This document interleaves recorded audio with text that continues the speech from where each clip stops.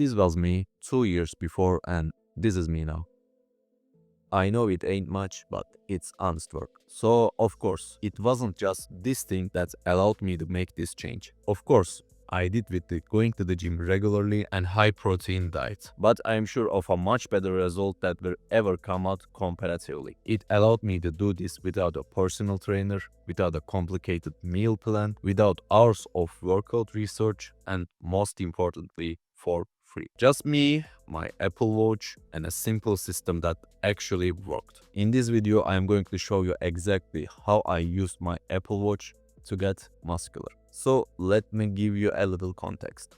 About 1 year ago, I was sitting at desk for 10 to 12 hours, barely moving. Because of a heavy university schedule, I was constantly sitting, either studying or playing video games. I wasn't necessarily unhealthy, but I was definitely soft. No muscle, low energy, bad sleep, and I start workout routines that last maybe 2 weeks, like something like that. But one thing I always had with me, well, it's Apple Watch. Every single day it tracked my steps, nudged me to stand, buzzed when I sat too long. And one day I thought, I wonder if I could actually train myself using this thing. Not just track what I was already doing, but actually change how I moved, how I ate, and how I recovered.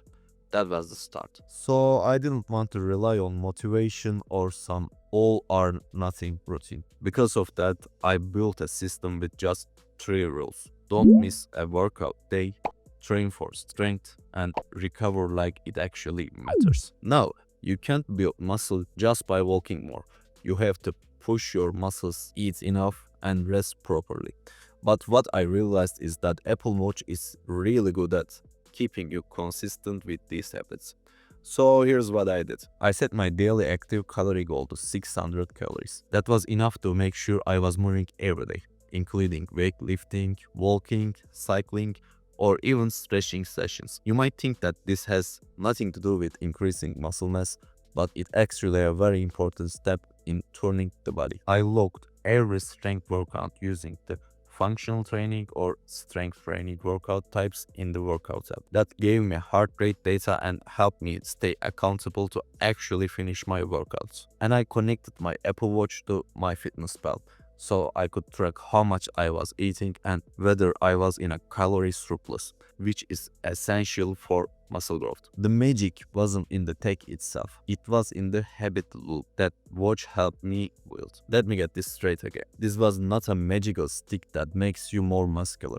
It was a tool that helps you to track your progress. One of the most underrated things about the Apple Watch is how much health data it quietly collects in the background. Here are the 3 metrics I focused on every week.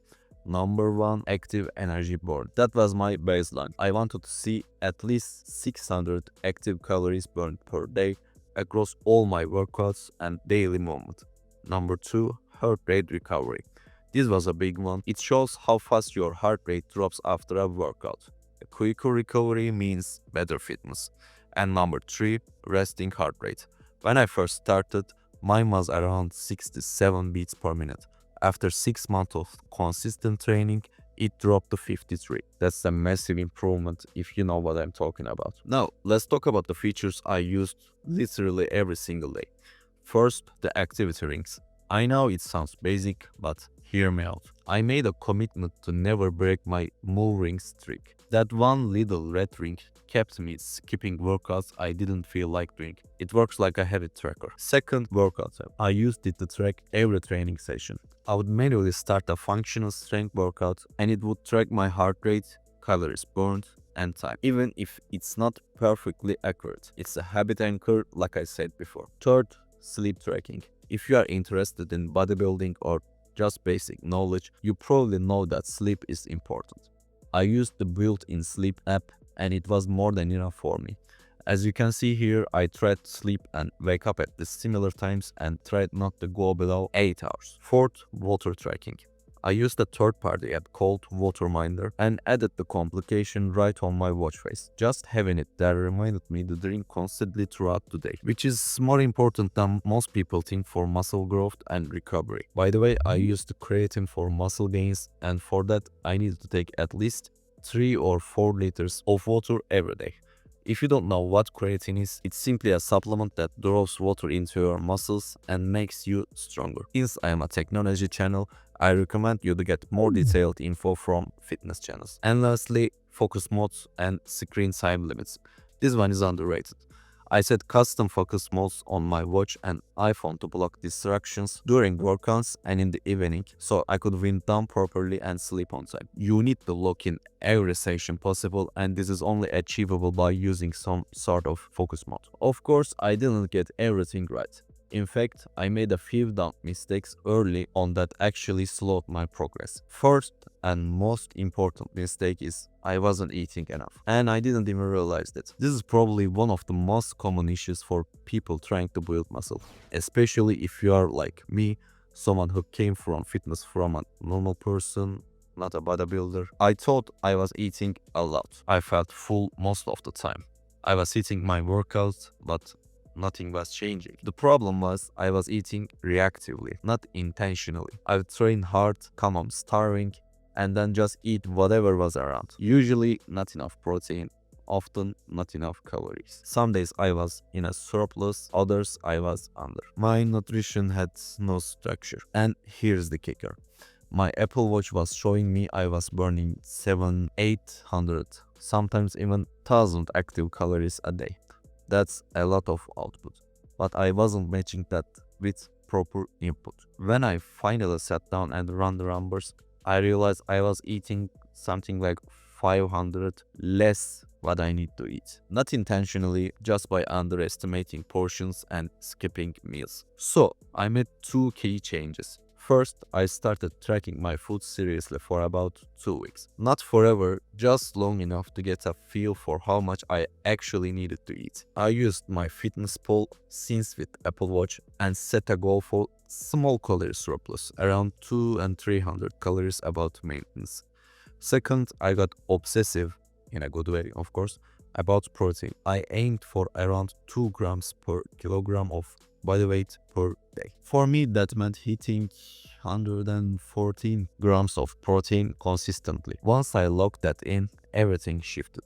Recovery improved, I felt stronger, my performance in workouts went up, and I finally started to see muscle definition. So here's the lesson. You can train as hard as you want, but if you are not fueling your body, especially with enough protein and enough total energy, you are just spinning your wheels. The Apple Watch gave me the data that helped me realize this, but I had to take ownership of the fix. Second mistake, I chased calorie burn instead of quality workouts. At one point, I was doing extra cardio after lifting, just to hit enough active calories, but I wasn't recovering properly, and I actually lost muscle. Don't get me wrong, this doesn't mean you should avoid to move and burn calories, but if you try to gain muscle and mass, you don't really need to burn much calories. Third mistake is I train too often without sleeping enough. I would go 5 or 6 days in a row with terrible sleep and wonder why I was plateauing. Once I respected my rest days and aimed for 7 to 8 hours of sleep, my strength and energy came back hard. So okay, here's what did really work. Number 1 is I focused on consistency, not perfection. This was probably the single biggest mindset shift that made me everything else possible. Because when I first started trying to build muscle using my Apple Watch, I had this all or nothing mentality. I thought if I don't do a full 16-minute lifting session, it's a wasted day. Or if I don't eat exactly to my macros, I might as well not well on track. And guess what? That mindset is led to burnout, skip days, and a lot of unnecessarily guilt. But okay, hear me out. Progress doesn't come from perfect days. It comes from not giving up on the imperfect ones. So I made a rule for myself. Do something every day. It didn't have to be epic.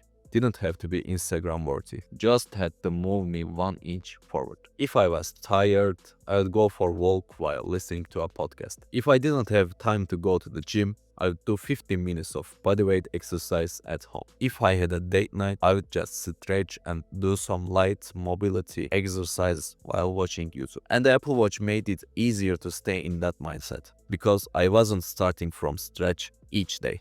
I had my rings to close, my streaks to protect, and data to build on. Even a 20-minute workout logged in the workout app felt like a win because it meant I stayed in the habit loop. Of course, there were weeks like life got messy, travel, deadlines, getting sick, having exams, etc. And old me would have just quit until Monday rolled out. But instead, I asked myself, what's the smallest version of the habit I can still do today and complete my ring? So that's how I went from skipping weeks to going 6 months straight without missing a single day of meaningful moment. Not every workout was amazing. Not every week showed physical progress, but I stayed in the game. And that consistency did something really powerful. It changed my identity. I stopped seeing myself as someone who was trying to get fit and started seeing myself as someone who just doesn't miss. And when that shift happens, motivation becomes irrelevant. You just show up because that's who you are now. So if you are someone who struggles with falling off track, stop aiming for the perfect plan. Start aiming for the sustainable one. Build some streaks, protect them. Let the Apple Watch be your scoreboard, your reminder, your gentle push on the days you don't feel like it. Because the truth is, the people who win in fitness, they are not perfect. They are just relentlessly consistent. Basically, I turned this into a game. Closing my rings, hitting workout streaks, even comparing weekly stats with friends. All of that made training feel fun, not like a chore. Look, your Apple Watch won't magically give you abs. It won't lift weights for you. It won't cook your meals, but it can be one of the best fitness tools you have ever used if you use it right. Think of like a silent coach. It tracks everything. It reminds you to move. It holds you accountable, and over time, it builds momentum. If you have got one on your wrist right now and you are trying to get stronger, just don't use it to check messages or count steps. Use it to build discipline. Use it to track progress. And use it to actually change your body, not just monitor it. Well, if this video helped you, do me a quick favor. Hit the like button. Trust me, it helps a lot. Since you watched this video all the way here, I assume you liked my content. Here you can check out my takes on piracy. Thanks for watching, and I'll see you in the next one.